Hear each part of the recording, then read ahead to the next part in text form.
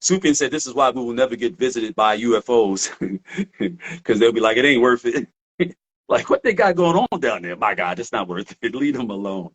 A lot of what people think is UFOs, or, you know, what people think are in UFOs, like the beings in the UFOs, are actually people or beings from dimensions that exist up against our plane.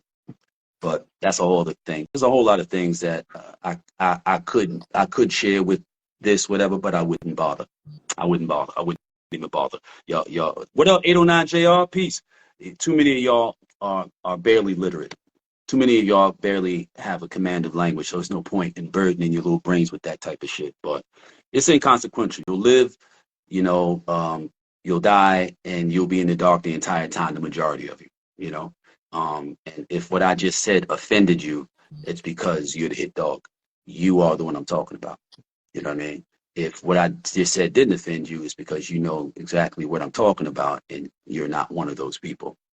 But in any case, you know, this guy in this video was just like, he was like in hog heaven, bro. He just knew he had hit the lick.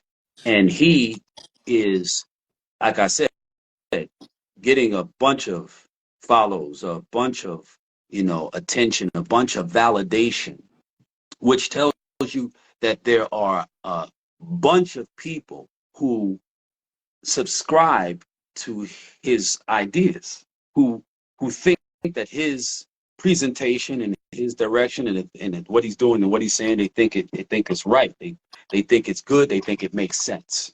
You know what I mean?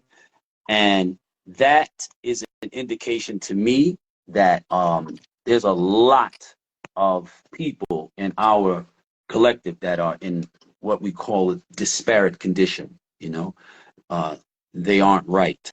They aren't well. And ultimately, subscribing to the kind of ideas, like, I wouldn't be surprised at all if this guy were to knock himself off.